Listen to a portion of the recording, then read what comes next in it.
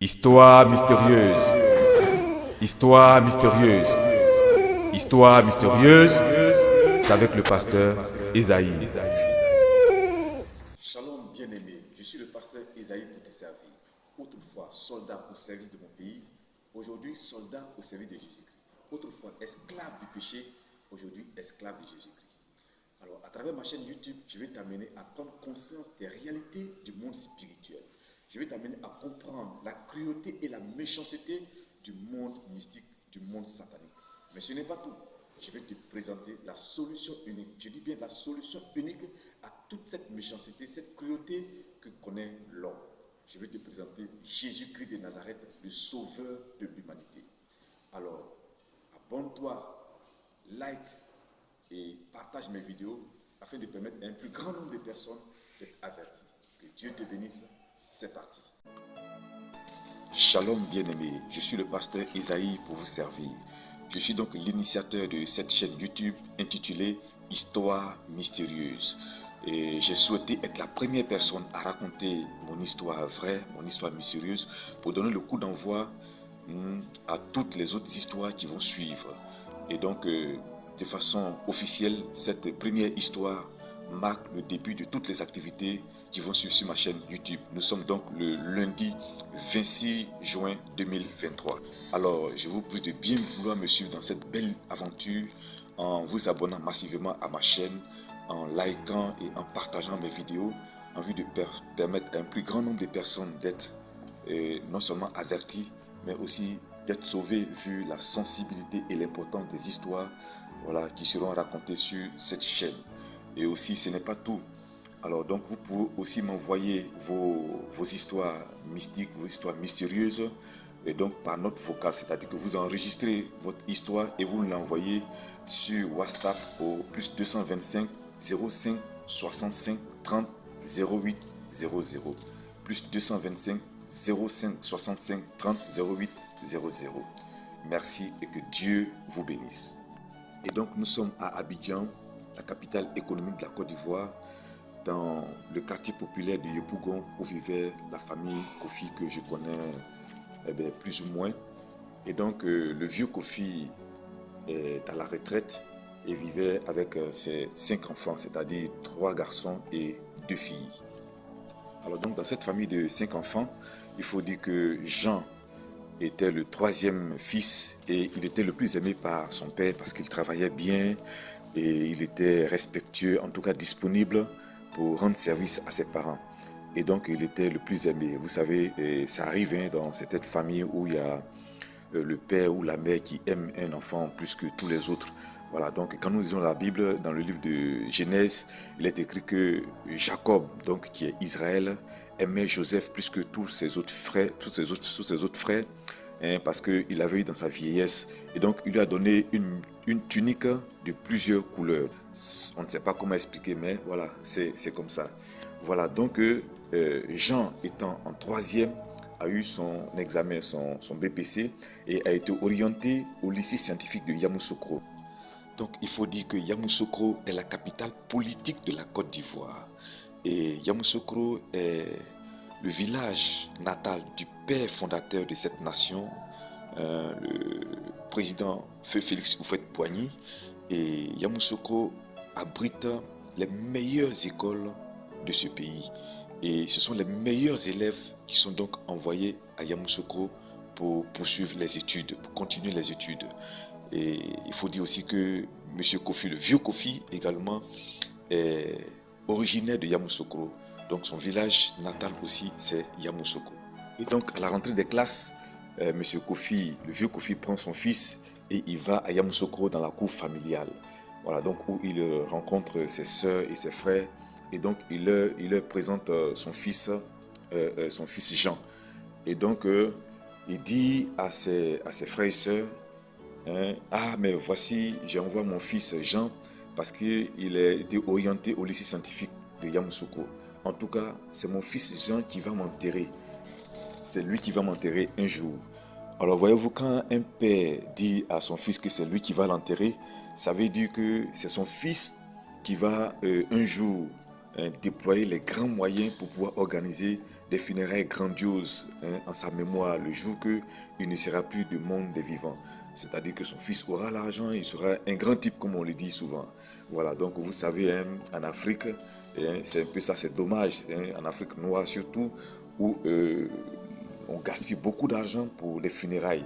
Et c'est la même chose aussi pour le mariage. Quand on a bien mangé, on est rassasié et même on fait des emportés, on trouve que soit le funérail a réussi ou bien le mariage a réussi. Alors voici la parole que certainement le papa de Jean n'aurait pas dû dire aux membres de la famille. Oui, il n'aurait pas dû leur dire que Jean est son fils qui allait l'enterrer. Parce que c'est vrai, ce sont ses frères, ce sont ses sœurs. Mais tu ne sais pas parmi tes frères et tes sœurs qui est ton ennemi. Peut-être que toi, Jean va réussir. Peut-être qu'eux, ils ont des enfants qui sont les cousins et les cousines des gens qui sont des vagabonds qui n'ont pas réussi. Et ça, c'est une parole que le papa de Jean n'aurait pas dû prononcer. Alors donc, Dieu merci, l'année s'est bien terminée et Jean est admis en première. Alors donc, je précise qu'en tant Jean est chrétien, en tout cas, il est enfant de Dieu, il marche en conformité de la parole de Dieu. En tout cas, il a de bonnes relations avec son Père céleste. Voilà, donc à la rentrée prochaine, Jean en première, son père revient avec lui à Yamoussoukro dans la cour familiale et il redit encore les mêmes paroles. Oui, Jean va en première, en tout cas, c'est mon fils qui va m'enterrer un jour là, c'est lui qui est là. Ok, donc déjà en début d'année, Jean a commencé à tomber malade et puis il a eu un bouton sur sa cuisse droite. Et ce bouton-là, il a cassé c'est devenu une plaie. Cette plaie a commencé à grossir malgré qu'on soignait, malgré qu'on partait à l'hôpital. Et cette plaie est devenue ce qu'on appelle l'ulcère de Bureli. Voilà, donc Jean n'a pas vraiment été à l'école. Et il a accusé plusieurs heures d'absence. Et finalement, Jean a été exclu du lycée scientifique de Yamoussoukro. Donc Jean retourne en famille à Abidjan. C'est dommage. Donc arrivé à Abidjan, Jean se soigne et il va reprendre la classe de première, ensuite faire la terminale et le bac. Voilà, donc Jean est admis à son bac. Là, donc après le bac, Jean ne continue pas trop ses études. Néanmoins, il fait l'université et il passe le concours où il est biologiste médical. Donc c'est tout à fait normal. Jean est toujours dans la cour familiale de son père et donc voilà, il travaille et il faut dire qu'il est bien payé. Parce qu'en plus de son travail aussi, il faut dire que Jean travaille dans des cliniques. Voilà, parce que les biologistes médicaux, c'est des personnes qui font les analyses du sang et donnent des résultats. Donc, il est aussi employé dans d'autres cliniques où il travaille. Donc, Jean a commencé à avoir de l'argent. Il a commencé à avoir de l'argent. Et puis, 2 ans plus tard, son père décède. Voilà, c'est vrai que son père aurait voulu des funérailles grandioses et que c'est Jean, ceux qui allaient l'enterrer. Mais comme Jean est sorti il n'y a pas longtemps, certes il a de l'argent, mais Jean et ses frères et sœurs enterrent dignement leur père. Mais je rappelle qu'en temps, Jean avait commencé à abandonner la main de Dieu. Pour ne pas dire qu'il a même abandonné la main de Dieu et il n'était plus en bonne communion avec son père parce que Jean avait commencé à avoir de l'argent, il pouvait s'offrir ce qu'il voulait. Et donc Jean s'est détourné de la voie de Dieu. Or, il faut dire que en son temps, Jean avait un oncle, donc le petit frère de son père qui venait leur rendre visite souvent, qui était dans le même quartier que eux. Donc 1 an après la mort du papa de Jean, c'est-à-dire le vieux Kofi, cet oncle vient et réunit la petite famille pour leur dire que désormais, voilà, c'est lui qui va gérer les biens de leur père, puisque leur père avait, en plus de la maison principale, d'autres maisons. Alors donc, chose que bien évidemment Jean n'a pas trouvé normal et ici est farouchement opposé. Au point où il a eu à dire à son oncle, je vais voir qui va venir prendre la maison et les biens de mon père.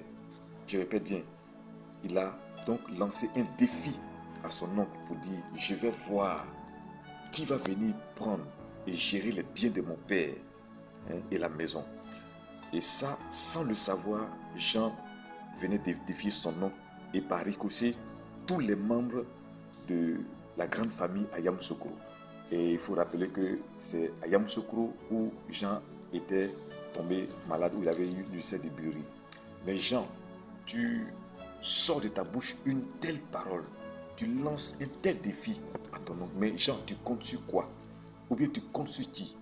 Parce que le Dieu sur qui tu as compté et qui t'a sauvé de l'ulcère de Dieu, qui t'a guéri. Aujourd'hui, tu as abandonné ce Dieu-là. Mais tu comptes sur quoi, Jean? Qui va te défendre pour lancer un tel défi? 6 mois plus tard, Jean tombe malade et il est encore atteint de l'ulcère de Bureli. Voilà, donc la plaie revient au même endroit où elle avait été. Alors donc, la plaie s'aggrave parce que Jean a fait un rêve, un songe dans lequel un chien l'a poursuivi et a mordu dans la plaie. Donc la plaie a commencé à s'aggraver, c'est devenu une plaie puante. Et Jean est passé partout avec tous les médicaments, tous les soins, mais la plaie ne guérissait pas. Et donc aux derniers examens médicaux qui ont été faits, il s'est trouvé que la plaie s'est transformée en un cancer. Et donc il fallait amputer le pied de Jean pour pouvoir le sauver. Et donc c'est ce qui a été fait malgré lui. Mais malgré que la jambe de Jean a été coupée, il faut dire que les soins ont continué, mais la plaie ne guérissait pas. Et donc un autre examen a été fait et malheureusement le cancer s'est métastasé. Voilà, c'est-à-dire que ça a quitté la cuisse, c'est arrivé au niveau de la hanche et c'est monté jusque dans son ventre. Voilà, donc le décès était déjà programmé. Oui, le décès était déjà programmé. 4 mois après, Jean décède du cancer. Oui, Jean décède du cancer. Mais avant de décéder, Jean a appelé son pasteur parce qu'il a reconnu il s'était détourné de la voie de Dieu. Donc Jean s'est repenti. Il a appelé son pasteur, il s'est repenti de cette vie qu'il menait qui n'était pas la gloire du Seigneur. Les filles, la boisson, et jusqu'à même, il a confessé qu'il vivait dans la pédophilie, l'homosexualité. Oui, l'homosexualité. Il en a confessé et il en a aussi parlé à une de ses sœurs. Voilà, donc Jean décède à 35 ans. Quel espoir perdu pour une famille. Ok, donc la morale de cette histoire, c'est qu'il faut faire attention aux paroles que nous faisons sortir de notre bouche. Parce que ces paroles peuvent nous sauver, mais aussi nous conduire à la perte. Ces paroles peuvent nous donner la vie, nous conduire à la vie, mais aussi nous conduire dans la tombe comme Jean. Mais ce n'est pas tout. Il faut aussi que les paroles que vous déclarez sur vous, que vous dites aussi, il faut faire attention. Parce qu'il y a certaines personnes qui déclarent des mauvaises paroles sur eux, soit en plaisanterie. Voilà. Souvent tu entends, voilà, nous on est venus pour accompagner les autres, ou bien on est en bas de vous. Mais si tu prononces de telles paroles, comment est-ce que tu peux être au-dessus? Comment est-ce que tu peux avancer? La Bible déclare que la vie et la mort sont au pouvoir de la langue. Et quiconque l'aime en mangera le fruit. Donc si tu aimes la mort, si tu aimes les mauvaises paroles, mais c'est ce qui va t'arriver. De même aussi que si tu aimes la vie, si tu aimes les bonnes paroles et que tu déclares ces bonnes paroles sur ta vie, c'est ce qui va t'arriver. Est-ce que quelqu'un m'entend? Tu déclares les bonnes paroles relatives à la Bible. Tu mets ta main droite sur ta tête et tu déclares des bonnes paroles qui sont en conformité à la parole de Dieu, à la Bible. Tu dis oui, le bonheur et la grâce m'accompagneront tous les jours de ma vie et j'habiterai dans la maison de l'Éternel jusqu'à la fin de mes jours. Je déclare que je suis béni de l'Éternel. Je déclare que je ne mourrai pas avant mon temps. Je ne mourrai pas, je vivrai et je raconterai les œuvres de l'Éternel. Je vivrai et je mangerai les meilleures productions de ce pays. Je déclare que 1000 tombent à mon côté et 10 000 à ma droite. Je ne serai pas atteint. Je suis béni de l'Éternel. Voilà, donc ce sont ces paroles-là qu'il faut déclarer chaque jour sa vie avec foi. Voilà, quand Jean aussi a commencé à avoir de l'argent, Jean s'est détourné de la voie du Seigneur, il s'est détourné de la voie de Dieu, parce que il se croyait tout permis, que l'argent pouvait tout faire. L'argent était devenu le Dieu de Jean, et Jean s'est détourné de la voie de Dieu. Voilà, en tout cas, bien aimé, que l'argent, les richesses financières, la richesse financière ne vous détourne pas de la voie de Dieu. Est-ce que quelqu'un m'entend? Voilà, donc pour terminer, ça ne tient qu'à moi et je le dis en tant que pasteur, en tant que serviteur de Dieu.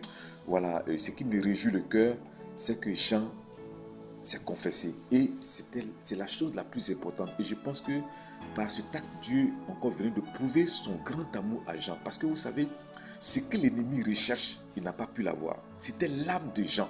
Parce que c'est vrai, le corps, nous tous, le corps va dans la terre. Mais la plus importante, c'est notre âme. Et je crois que Jean, s'ayant confessé, ayant reconnu son péché, pour ma part, Jean a été sauvé. Et c'est ça la chose la plus importante. Que le Seigneur, si tu es chrétien, que le Seigneur te donne de demeurer en lui jusqu'à la fin de tes jours. Que tu sois chrétien jusqu'à la fin de tes jours. Et si tu n'es pas enfant de Dieu, tu peux encore faire la paix avec Dieu. Que Dieu te bénisse, que sa faveur et sa grâce repose sur toi. Au nom de Jésus. Amen. Merci d'avoir écouté cette histoire. Si tu traverses une situation mystique, une situation mystérieuse que tu ne comprends pas, ou si tu connais une personne qui traverse une situation mystérieuse de maladie, envoie-moi un message en privé par WhatsApp sur ce numéro qui s'affiche maintenant et mon équipe de prière et moi prier pour les instructions afin que le Seigneur te rétablisse. N'oublie surtout pas de t'abonner et de partager les vidéos. Que Dieu te bénisse et à la prochaine histoire.